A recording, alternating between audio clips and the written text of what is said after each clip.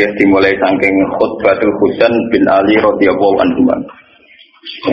Sing ra damel iki ngrungokno mawon niku lho sing. Dikuraskan mukadimah bahwa ini kitab Hayatus Sahabat tentang sejarah sahabat. Hasan Husain itu dzurriyyah Nabi lewat jalur Ali. Jadi Hasan Husain itu putrane Sayyidah Fatimah binti Rasulullah sallallahu alaihi wasallam. Kenapa saya milih naskah ini? Mergi ini pas 10 Muharram. Jadi di hari ini Sayyid Husain dibantai kalian pasukannya sinten Yazid. Makanya kalau di 10 Muharram itu ada upacara penyakitan diri karena mengenang luka derita yang diderita sinten Sayyid Husain. Dan ini yang perlu terangkan zaman Nabi Sugeng. Nabi sebagai tokoh Muslim, tokoh mukmin. Ini rumah notenannya. Ciri utama tokoh mukmin itu iman ambek keputusannya pengiran. Termasuk Nabi untuk informasi saking langit bahwa nanti Sayyid Husain akan mati nopo dibunuh.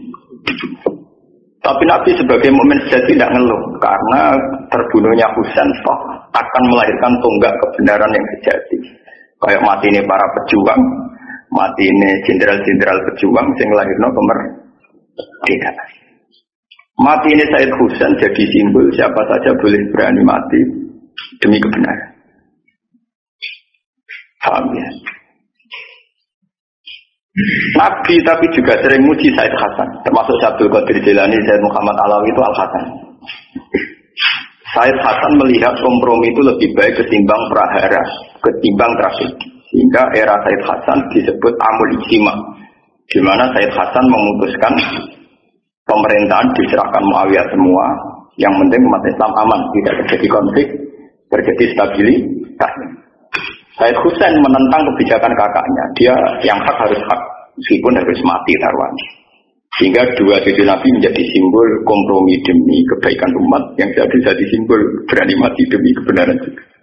Kemarin nak urip ya demi kebenaran, nak mati ya demi apa? Kata kula ngaten iki.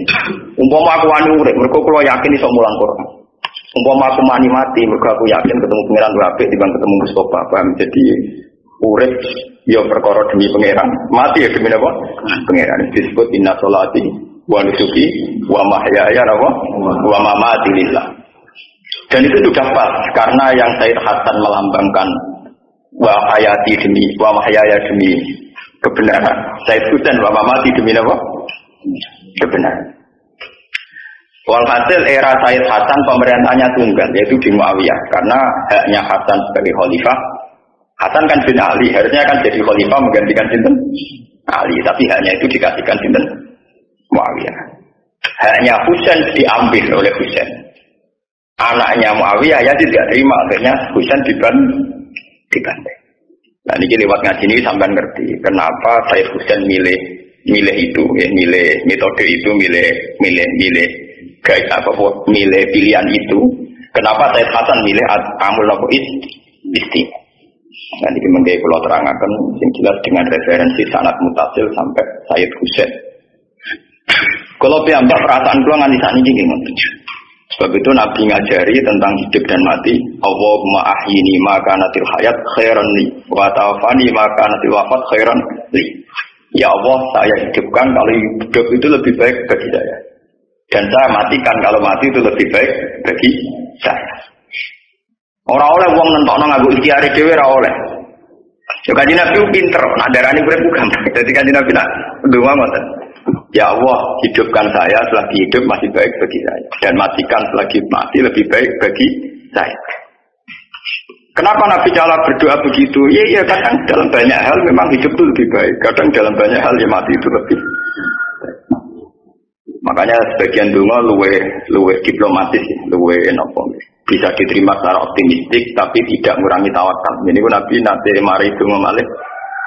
Allahumma ij'alil hayata ziyadatan li fi kulli khairin. Eling-eling. Allahumma ij'alil hayata ziyadatan li fi kulli khairin wal mauta rahatan li min kulli syarrin. Wal mauta rahatan li min kulli syarrin. Ya Allah, jadikan hidup saya itu sebagai bekal menambah kebaikan. Kalau saya mati, anggap saja akhir dari segala kejelekan. Mulane kalau berapa kali matur, Nak ono mayit dilepas mesti apik. Mbok bajingane penjahat mesti apik. Ke penjahat apik nang mati, berarti rohatan di mingkuli syahid. Berarti itu terakhir kejahatan.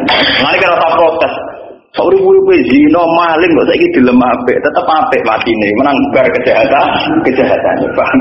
Ibu Nabi bisa ngajarkan memang begitu. Hidup dianggap potensi ziyadatan fikul khairin apa apik, mati dianggap rohatan mingkuli syahid. Akhir dari segala kejelekan. Akhirnya apa yang terjadi? Wong ambek Allah kesunujon tok. Jadi kok Mustafa itu paling urip ya. Gusti kula isih urip berarti iso ngamal apik. Engko nek ape mati tok.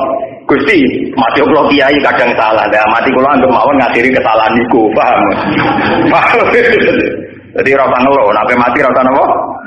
Kan ya nek ape mati ya Allah kula urip kangge saya sakniki mati. Anggap mawon potensi kejahatan kula berakhir di sini. Ini wal mauta rohatan li min kulli syarrin, dan kematian adalah akhir dari segala keburukan. Itu dah. Misalnya kita jadi bapak anak urip sukses rumah tangga. Lah anak mati nak nol luwih apik kanggo anak. Itu udah kurang. Mengenai itu kan orang itu harus ono rasionalis tapi tetap tauhid. Ya Said Hasan Husain itu melambangkan itu semua. Hasan milih kompromi demi kestabilan umat Islam. Husain milih mati demi tegaknya apa? Kebenaran.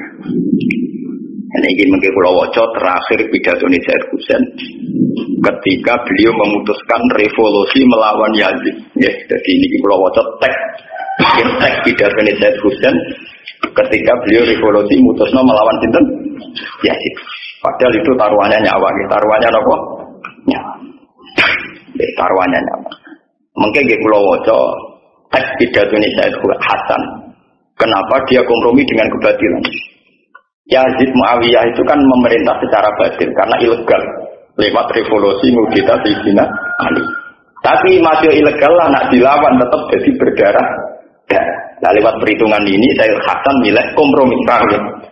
Sebab itu sampean lewat ngaji ini gak akan tahu kan apa yang milih kompromi ini, monggo. Ya lanjutkan berarti Pak. Nak milih revolusi ya monggo, tapi semua harus konsekuensi tanggung jawab dengan dengar Allah Subhanahu wa taala. Ora usah tanggung jawab ning konstitusi ning MK itu urusan hukum dunia. Tanggung jawab dengan sane Allah Subhanahu wa taala. Ini kula waca kenapa Said Husain milih melawan yang berakibat beliau dibantai secara menggenaskan. Nah Said Hasan milih kompromi karena takut berdarah-darah bagi umat Islam. Karena kalau Hasan itu ngelawan artinya kubu Hasan yang ribuan di belakang Hasan, kubu Muawiyah yang ribuan di belakang Muawiyah. Jadi kalau era Hasan itu menangi Muawiyah Pak, kuat ya menangi sinten? Muawiyah. Era Husain pun era sinten ya Yazid. Jadi gampangannya setelah Rasulullah itu mimpin Abu Bakar, mimpin sedelok ya berakhir tragis. Umar mimpin sukses mati ini ya tragis dibunuh. Utsman fokus ngurmat Quran, akhirnya gak ngurusi pemerintahan mati ini dibunuh. Ali mati ini dibunuh. Akhirnya Saudi Ali dipegang oleh Muawiyah, orang yang gak jelas dapat mandat dari siapa tapi sujud mimpin. Sebab itu kepemimpinannya Muawiyah banyak yang tidak ngakui karena mereka milih mimpin Hasan karena putranya sinten Sayyidina sinten Ali. Hasan ngerti gelagat Muawiyah tidak mau kalah nantang perang, nyumpah pepen, sama pepen. Cara Gus Dur ora dadi presiden ra paten. Penting ora ono pasukan berani mati, ra berani hidup itu penting ora hidup, Pak. Terus ketika Muawiyah ganti teng Yazid, Yazid itu anak sinten? Muawiyah. Husain melawan, nggih sinten apa? Husain. Ben sampeyan ngerti bahwa cara melawan mereka itu demi kebenaran, bukan kayak kita demi kekuasaan. Lewat pidato ini nanti sampeyan ngerti betapa Hasan milih damai ya demi Allah. Husain milih mati juga demi Allah. Orang mati nekat, paham ya? Sing damai ya ora krana golek gelimangin apa harta. Niki pentingnya ilmu. Jadi lewat sanad yang mutasil, problem-problem yang dihadapi para sinten sahabat. Kula waca wisani pidato ini Said Hasan, Said Husain riyen. Bismillahirrahmanirrahim. Walhasil terus Said Hasan Husain ini sing milih mati. Ayuhan nas ini sing mulai ini sing wonten harokat. Ayuhan nas inna Rasulullah sallallahu alaihi wasallam qala man ra'a sultanan jairan mustahillan li haramillah nakisan li ahdillah mukhalifan li sunnati Rasulillah ya'malu fi ibadillah bil ikhlas tujuan falam yughayyir alaihi bi fi'lin wala qaulin kana haqqan 'ala Allah ayyudkhilahu madkhala. Mante sabane wong ro ayu ngerti sapa man sultanan ing raja jairon ingkang zalim. Wong sing ngerti penguasa zalim, mustaqilan ingkang ngalalo li haramillah maring barang sing diharamno Allah. Misale ngalalo pornografi, utawa ngalalo barang sing ora haram. Nakitan termentang di ahdilah maring perjanjiannya Allah. Mestinya segala potensi diri kanggo ibadah malah tinggu hal-hal sing maksiat. Mukhalifan ternyulayani li sunnati Rasulillah maring sunnah Kanjeng Nabi. Wes ngono ya amalu nglakoni sapa sultan fi ibadillah bil ismi lan dosa wa tujuan lan ngoyo. Hubungane mbek wong men keliru ae. Keliru artine ngene. Sing kroni disugih-sugih. Misale kabeh wong kadung keliru, mbek wong sugih wedi, perkarane wedi sugih. Ambek wong larat otoriter, dianggap budak. Wong nak kadung keliru kan. Ambek wong ayu nafsu, akhire ya zina. Ambek wong elek ngenyek, akhire pelece. Wong nak ditetir bener. Ora wong ayu syahwat ya dosa, ora wong elek ngenyek. Elek kriting pesek ireng. Wong nak keliru kancanan tiyang nggih ngoten. Roh bupati wedi krana sugih, ya yo lemu kok wedi bupati yo. Ora wong larat, tukang sampah ngenyek. Wong kok demo dadi tukang sampah. Itu jenenge keliru terus Mas. Nek ana sultan sing ngene iku jenenge keliru terus. Ora wong elek ngenyek, ora wong sugih wedi itu keliru terus. Jenenge ya'malu fi ibadillah bil ismi wal falam yughayyir mongko ora nglakoni perubahan sapa man alaihi ing atase ikilah isem utawa ing atase sultan bifi'len kelawan satu aksi perilaku wala kaulen lan ora pengucapan. Karena mongko ana ala wa haqqan. Apa mesti nglakoni ayat khilahu masqalahu mesti dilebokno neraka. Sebab itu Said Husain berpendirian kalau ada sultan yang zalim kita harus melawan. Cek nglawane liwat fi'lu cek kaulu cek engko senajan to berakhir kematian. Mergo nak orang lakoni perubahan sampeyan mesti mlebu neraka. Nah. Jadi yang penting menunjukkan bahwa kita melakukan perubahan. Ini man ra'amin kemungkaran fal yu'iru napa? Biyadihi fa ilam yastati fa bilisanihi fa ilam yastati fa biqal. Harus tetap melakukan perubahan. Jangan sampai kita mendiamkan kemungkaran. Meskipun hanya lewat kaulu, tentu dalam konstitusi modern kayak kita berbangsa sekarang, minimal lewat kaulu. Minimal lewat apa? Lewat kaulu itu penting. Senajan to kowe ora usah revolusi lewat fi'lu, lewat perilaku akhwat. Misalnya kita akan selalu mengatakan nak payudara wanita itu aurat. Kita akan selalu mengatakan nak paha perempuan itu apa? Aurat. Terus kita meyakini bahwa secara hukum demikian. Terus kita akan ngomong gitu terus. Meskipun kita tidak bisa bikin undang-undang tentang bahwa pornografi dilarang oleh negara. Kita tidak bisa bikin undang-undang kalau pornografi harus dilarang oleh negara. Tidak harus begitu. Tapi kita ngomong terus. Kalau itu haram. Pentingnya apa? Jangan sampai hukum Islam itu kemudian diyakini mentoleransi hal-hal yang kayak begitu.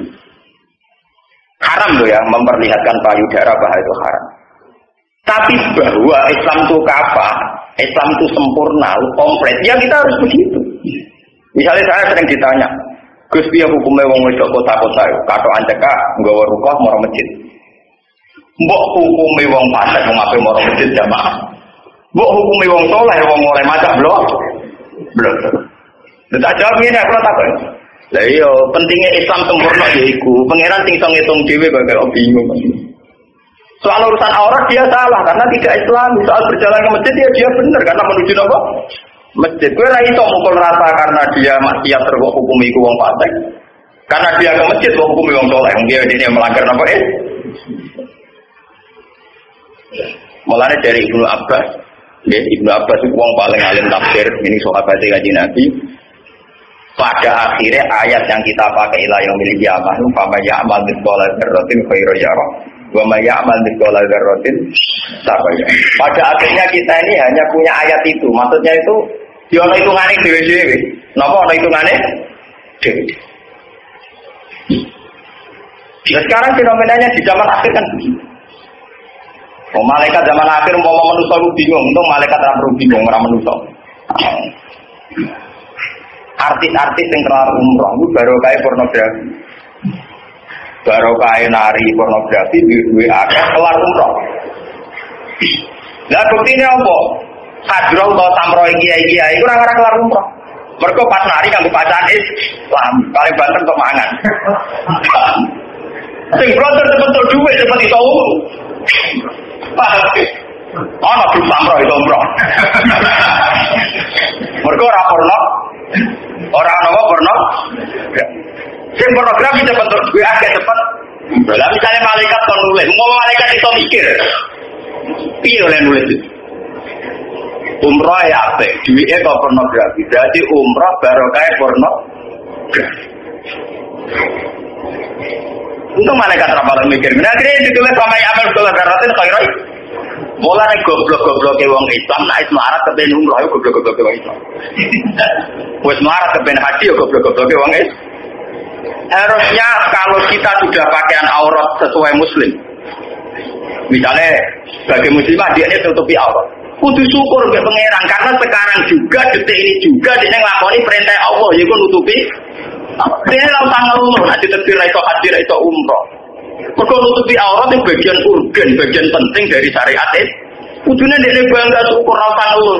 Iku artis yang fasik-fasik paringi umroh, aku yang soleh tadi paringi. Goblok nang ngono apa? Dia harus syukur. Lah kok kepengin barang lopo dengan statusnya dia sekarang yang miskin dari awal cara Islam ora tau wajib. Wong barang ra wajib kanggo dhekne kok dikepingi. Paham ya? Dengan status duit yang kotak mau 5.000 berat setengah kilo kuwi ora tau wajib. Ora perlu kepengin, paham no? Ibadah dhekne cukup sabar sampai nutupi aurat itu diterusno. Orang aku malah kepengen nutupi aurat, akhirnya saya aksi porno. Ya. Akhirnya tongkol jenenge Islam jadi jeneng ra Islam. Kadang loh artis-artis itu jeneng aslinya Islam kabeh. Paham ya? Tapi kalau jeneng Islam perilaku Islam ratu juga, terus akhirnya jenenge jelas tapi lakunya apa? Jelas. Dan tetap ketok Islam kadang umroh. Ya, gue rasa mikir, aku hukumnya piye. Piye, aku ora pangeran ada mikir hukumnya. Ben pangeran lho sing hukum, mikir sama melok. Wong kanca kula nak cerita, kanca kula kan kata kerja teng Mekah. Artis-artis wis nak umroh gendong wis. Oke ora. Mari donga kula. Tapi dibayar piro? Wae itu. Nak nangis suwi bayar kula tambah. Cangkem mono. Jadi ini tukang mandu artis-artis. Kenal dia artis nasional. Kita omongin kan jago gue kurang ajar temen-temen. Lalu kayak mau wani marai itu nggak carane tawaf piye saya ngono ya. Kayak wani marai carane nutupi aurat agak wani. Bukan wani lagi gue orang termasuk marwah amin kemungkaran apa?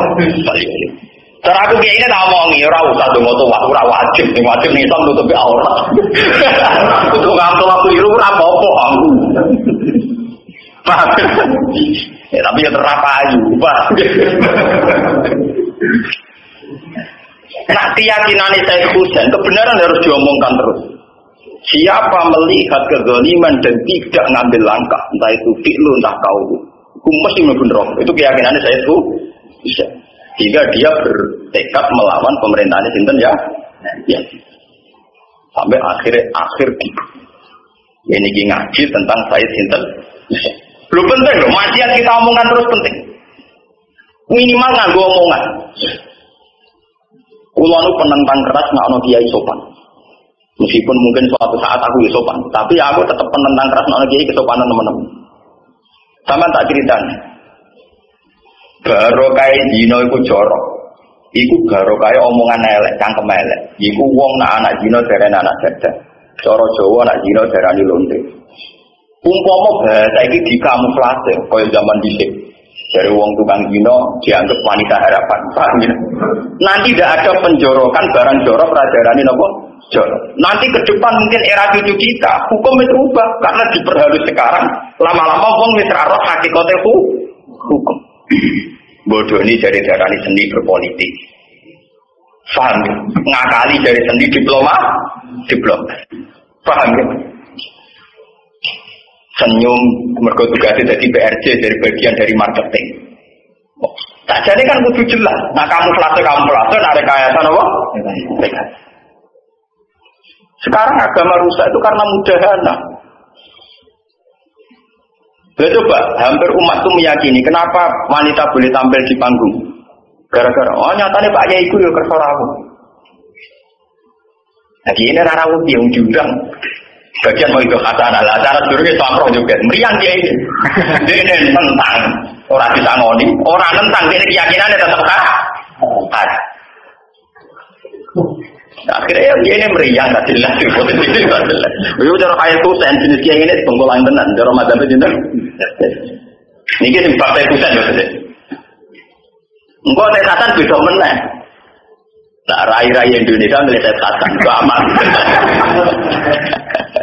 Rai-rai Indonesia milih mazhabnya itu Said Hasan. Tapi yang penting sama lewat kaji ini ingat bahwa dua cucu beliau itu menjadi dua simbol kebenaran yang sama-sama dibutuhkan umat. Yang sama-sama dibutuhkan apa? Lalu kalau nunggu tentang pengiran, muka udah dikira mulia teman-teman. Artinya ya muka-muka, mulia sama ini pun keluar ya. Kalau nu bayangin ada kiai ku alim tahqiq tapi mulyane sedengan. Ya ono sing seneng ono sing ora terus pokoknya sing biasa-biasa. Saya ingin menunjukkan ke umat bahwa dari awal saya sebagai ulama hanya bahagia dengan Allah Subhanahu wa taala, bukan karena pengaruh, bukan karena materi. Kulo nggih diutang di masalah seneng kok. Ben koyo umume wong. Ojo sampai aku jadi ulama sing sempurna. Misalnya duit mesti duit, mobil mesti duit, nanti kaset. Nanti umat mengira bahwa saya sekarang kita senang enjoy itu karena saya bergelimang harta. Makanya banyak ulama-ulama yang milih jasa, tidak punya apa-apa. Untuk menunjukkan bahwa keasikan dia sebagai ulama dengan Allah Subhanahu wa taala. Meskipun juga tidak salah kalau ada ulama yang mau bergelimang harta. Tapi kan urusannya dia, tanggung jawab dia.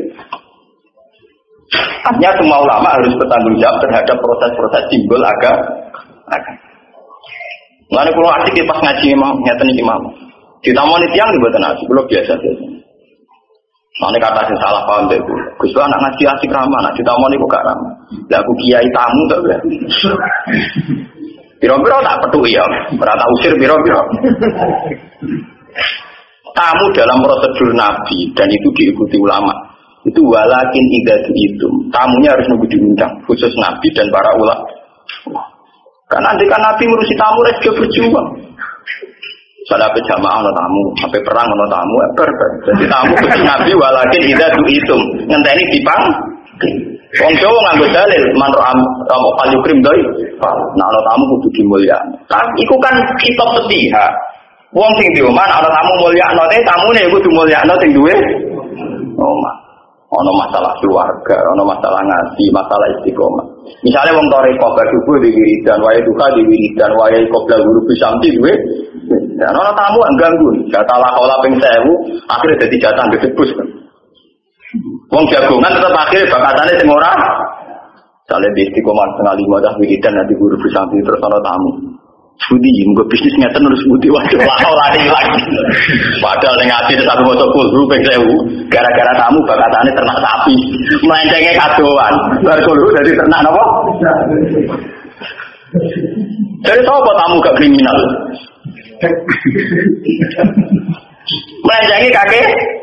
Waduh ngalih ke top gue baju jati badi kulo ngus mau tenang deh tamu. Gelem yang mana ya, gelem ya wes.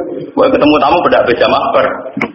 Nah, kulo rasa ekstrim itu tapi separuh, tak latih separuhnya. Jengben tapi tak full loh, sampai nanti terkir roda tua tak full loh, tapi tak latih separuhnya. Paling gak umat itu tahu. Jamaah kulo mulai Bojonegoro ya sering itu. Gus kulo kapan sowan jenengan? Sowan dapat ngaji titik. Sowan dapat ngaji titik kan. Karena itu bahaya sekali kalau ulama menerima tamu secara umum itu bahaya. Bahaya bagi tamu itu juga bahaya bagi ulama. Salah sing diwiridan gara-gara maca kulo ping 1000 gara-gara ana tamu bakatane ternak napa? Kados kula sebagai ahli Quran ape neliti Quran ape gawe format sing luwih apik gara-gara ana tamu. Baca Bali. Anak pinten Gus? Loro. Anak kula 3 Gus. Dongakno Gus. Yo.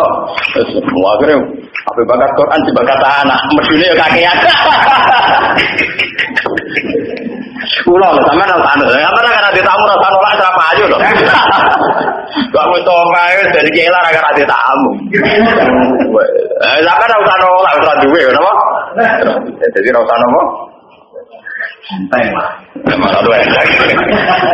Buatan kula cerita niki pentingnya makanya di riwayatnya Ahmad bin Hanbal ini. Ahmad bin Hanbal termasuk wali top yang termasuk Madzhabul Arba. Allah itu tidak akan mencabut barokatal ardi hatta la yuqala lil zalim anta zalim. Jadi dunia ini rusak, nak wong zalim diomongi ora zalim. Hatta la yuqala lil zalim anta. Jadi sebetulnya bahasa harus konsisten. Sing maling tetap kita arani maling, sing lonte kita arani lonte, sing otorita kita arani otorita. Secara bahasa kita meskipun atas nama agama juga lonte ya tidak tobat, paham ya? Maling ya tidak.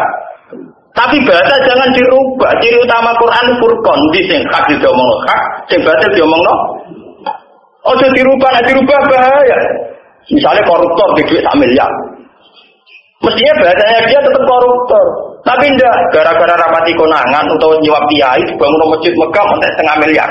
Ngamal 0,5 miliar ke duit colongan, dianggap dia ini pendiri masjid. Statusnya koruptor hilang, jadi pendiri masjid. Itu bahaya, agama begini, nopo. Sing wong soleh bendera itikaf mau disebut pembersih masjid itu ora lara. Lara. Sing koruptor kegelar muassis pendiri masjid, sing istiqomah itikaf bendera mau digelari pembersih. Pembersih napa? Masjid. Terus nak duwe karep sing wong soleh sing menghadap kok kalah sugih. Kalah napa? Sugih. Lah itu cara mazhab Said Husain itu begitu ekstrim. Niki sing Said Husain. Mangke kula wacakan sing mazhab Said sinten hak. Jadi keyakinan Said Husain, siapa yang melihat kezaliman dan tidak ngambil langkah bisiklin wala qaulin pasti masuk neraka. Mulai ulama itu kudu ngomong terus, kelirulah kok ngomong terus. Wah, hukum harus ngomong terus. Lho itu memang nasnya ulama. Mulai kula nak pas ngaji ngomong terus, ulama harus ngomong. Kurang bisa ngakoni kok ngomong terus. Sampai ada hadis idza zuharatil fitan wal bid'ah faliziril alim ilmahu wa illa fa alaihi la'natullah wal malaikati wan nasi ajmain. Kalau sudah ada fitnah, ada bid'ah, maka orang alim harus memperlihatkan kealimannya. Kalau tidak dia kena laknat. Wong alim itu dengit orang alim. Nah orang malah kena laknat. Jadi kemudian kalau biasa ngaku alim biasa. Nah orang malah kena laknat. Jadi misalnya aku ngaku bodoh, cara pengiran nak sopan malah. Jika ilmu jadi tetap ngaku bodoh. Itu juga ada keimangan marah aku lesu. Itu kurang ajar sih. Malah wong salah paham. Aku ngaku ngalim dari sombong, goblok-gobloknya uang. Kowe nek dikai duwe pangeran, dikai waras yo ngaku waras, kok ngaku nopo? Paham? Nek dikai ngalim yo ngaku nopo? Lho kalau wingi nembe malam setu debat besok orang kiai gara-gara. Kula niku akan bahaya kalau Islam hanya diimplementasikan, disimbolkan oleh yayasan Islam. Misalnya ada MTS, ada Aliyah Negeri, ada IAIN, ada UIN. Akan bahaya kalau Islam hanya terwakili oleh simbol-simbol ini. Karena nanti pada akhirnya kiai yang di situ, misalnya ulo, kiai alim sini kono. Karena bentuknya sudah yayasan Islam, misalnya yayasan Islam apa? Bojor Romanto Aliyah apa? Pokoknya yayasan apa? Setelah saya ada di direktur di situ, pasti terjebak oleh permainan di situ. Saya akan mengeluh masalahnya jumlah siswa sedikit atau jumlah siswa tidak tepat waktu jam 7. Saya ngeluh mergo jumlah siswa tidak mau senam, tidak mau pacaran. Lah wong kiai kok ngeluh perkara anak asuhe gak nopo? Gak upacara. Akhirnya apa? Yayasan ini menjebak seorang kiai untuk berpikir harus ada upacara, ada senam, ada acara-acara khas modern. Dia menganggap masalah Islam di yayasannya itu. Kalau terjebak, maksud saya kalau terjebak. Kalau dia sebagai kiai kafah tentu tetap berpikir di ujung pedalaman Purwodadi misalnya ono agama sampean nyembah gambar Soekarno, di ujung sana ono Lia Eden, di ujung sana ada Musodeh, di sana pedalaman Sulawesi ada Alarm Mahdiah, engko sing ramat-lamat ya ono Syiah, Wahabi, iki piye mestine? Mestinya kalau kita kafah berpikir tentang polemik-polemik terhadap aliran Islam sing macam-macam. Tapi kalau kita sudah di yayasan, kamu hanya berpikir tentang problem di yayasan itu. Dan gue merasa pejuang Islam hanya karena mimpin yayasan ini. Padahal itu tertutup sekali. Saya kodok gontor ya gontor tok. Misalnya yayasan di saya tok. Di sini tok. Bagaimana kamu jadi kiai merasa kafah, merasa komplit kalau kamu hanya sebatas di yayasan itu? Jadi kalau ngomong direktur Aliyah, saya tak mau bilang di sana ini dengan keburu jadi direktur harus sulit. Pertama pada nawani pulau. Dia ada muncul gus. Pulang opo? Dia mulang tengah Aliyah. Ya nak mulang gelem, mergo piye aja begane mulang. Saya nak menjadi anggota mau sebenarnya jelas. Ulama sih, Bu. Enggak usah aku laporan kue, enggak kurang hadir buat tegur, dia juga tegur. Kurang hadir buat, enggak seragam baju gak masuk buat tegur, dia juga tegur urusan keliru caranya ngambil sabuk. Nanti bahayanya yayasan Islam kan ada aturan-aturan terlalu bukan di Islam mau ngalih mau ditegur perkara raga tidak, perkara baju gak masuk. Ini udah jelas, loh. Lu lagi ini rapati kagum, kayak roket rapok. Aku gelap tapi itu kayak aturan. Tapi ini gue syarat saya tadi gue tujuan lagi. Aku mau ya ikut. Gue orang ajar lagi bu. Kalau tidak yayasan Islam tidak apa-apa. Tapi ini kan ngatasnamakan lembaga nopo Islam. Tapi pakai aturan yang mempersempit umat Islam. Karena orientasinya itu hanya dia. Lu tidak apa-apa, bukan berarti saya kedengaran. Kalau terjebak, saya ulang lagi harus. Mulai keluar senang ada kiai-kiai yang punya yayasan, tapi tetap punya lembaga-lembaga non formal. Karena ini lebih umum, lebih kafah. Kasus keluar nanti saya akan minta tentang Merita, tentang Medion, tentang Bojonegoro, di mana-mana. Bebas umur, bebas daftar ulang, bebas uang gedung. Paham? Kan lucu kalau misalnya ulama kok mikir, pikir kok sudah bayar uang gedung, akhir bangunan tragedi. Ulama kok mikir ngono, paham? Padahal ciri utama kiai la asalukum alaihi ajr.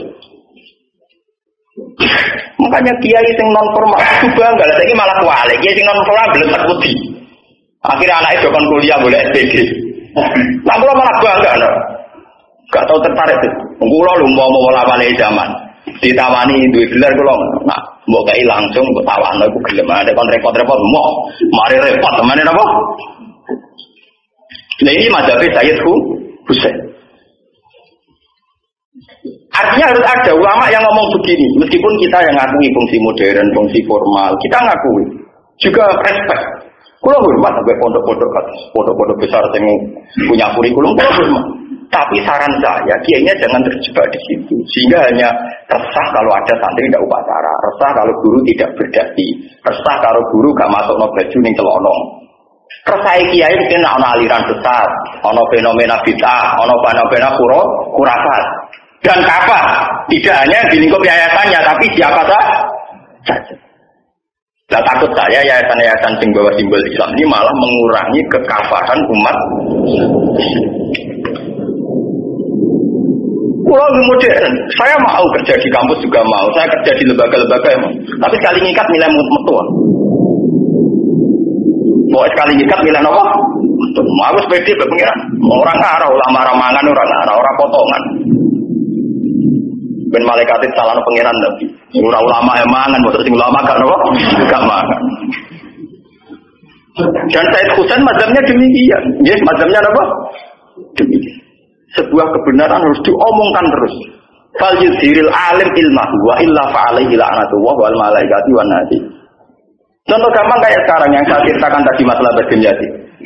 Orang itu tahunya hanya kalau ada tamu fal yukrim doifahu, tamu harus dimulyakno. Tapi tidak tahu aturan la tadkhulu buyutan nabi illa ayyudzana lakum. Wong mertamune nabi ora oleh kecuali ngenteni izin. Tapi walakin idza itu mungkin ngenteni dipanggil. Karena kalau ndak nanti orang sopo sing ra bersowan nabi. Wong nabine to. Tapi bayangkan kalau semua diberi waktu nabi ora dido mimpin perang, ora dido jamaah. Mungkin juga gak iso ngurusi privasi keluar. Jadi untuk sowan nabi nunggu walakin idza itu ngenteni dipanggil. Itu saja kalau setelah selesai langsung fantasiru wala musta'nisina li hadis. Kudu langsung bubar. Kau oleh sampai Nabi tidak jagongan. Istilah itu maknanya jagongan asik. Inna dzalikum kana yuzin nabi ya nabi bocah jagongan mesti tersiksa. Wong aku kira nabi ulama yang tersiksa kemudian nabi. Wong nak waras tenan, eling akhirat tenan mesti jagongan suwe-suwe tersiksa. Angger asik ora pati eling akhirat. Jelas Quran inna dzalikum kana yuzin nabi ya jagongan ngono iku melukai Nabi. Kok Nabi wong akhirat jagongan suwe-suwe tersiksa. Sudahlah sampean contoh saja seorang mursyid. Orang mursyid sing duwe wiridan kok gurune jam 5 wiridan nganti hurufus sampai kepengin takbir disiapno kepen maca kul kuping saya ana tamu. Wah, mergawe wangel ta. Mungkin jadal ternak sapi niku. Berkul medeng dadi napa? Dia atas nama Falikin Dewa itu juga dapat. Iya ngoten nggih sae. Terus di masalahnya ujug-ujug curug waduh bar wiridan. Iku tersiksa pasti tersiksa. Padahal mau sekedar bayangkan kayak Nabi. Maksudnya ilmu ini udah diulang loh, cuma kali krim dari Pak Uto, ngoten tuh. Nah sampean tetap kali krim dari orang pengaruh ya, sampai artinya mau orang tamu lah jadi wiridan loh. Rai pak sampean orang tamu lah kan jadi wiridan. Misalnya Rukin orang tamu, paling bukan kukur sangat jelas. Podo ae. Paham ya? Waduh nek podo mlebu mutomai ra jelas. Malah dul anak SMP. Nah itu rapopo di tamu itu radio tamu lah, ya ora wiri. Tapi sampean bayang kan wong soleh kaya Ki Arwani, Mbak Hamid Pasuruan, wong soleh-soleh sing gawane ngaji wiridan, mbok tamoni. Nuwun bisa akhir.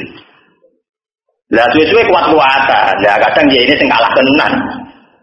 Mulai rohmani sedonya itu kuat kalah tenan. Nah kula insyaallah ora potongan kalah. Muga-muga ora potongan apa? Kalah. Yang kira orang pertama kalau takkan dan mungkin sowan pas ngaji tidak. Jadi konsultasi ya urusan dunia urusan duit kiai rapati itu. Aku juga gue. Urusan akhirat, ya pas ngaji itu urusan akhirat urusannya. Lah urusan dunia apa misalnya dilapor, urusan geger bojo kiai biasa geger bojo ini kula biasa. Urusan ati duit kiai juara masalah ati. Wah, semalah wis kebal napa? Mana kalau tak kenal kiri sana Sayyidina Umar, orang wong itu kari bujuni soal Sayyidina Umar. Pas itu Sayyidina Umar bujudek bujuni. Sayyidina Umar ya tetap mangkana tamu. Ana apa jeng? Sampun Sayyidina Umar. Lu orang matur kok sampun? Nggih sampun. Lah yo kowe rene kabeh apa? Ya badhe matur tapi sampun. Sopan sampun.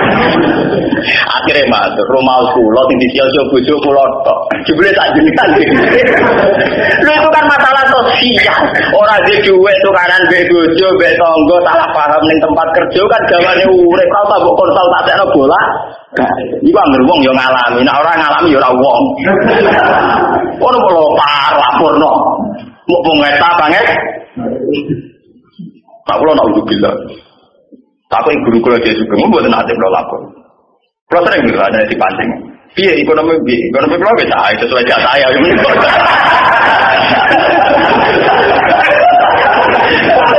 Cara takok nanti pembiye sesuai garis iki. Umur mau digere goblok. Lagi agak apa meneh? Dari kan iman be kodok. Cerita saya pusat kan ilmiah, cerita saya pacar apa? Ilmiah. Masa orang ngalim udah bakat budi Gus ben rezeki kula lancar bedina lha piye karepin. Masa mesti ra lancar kok.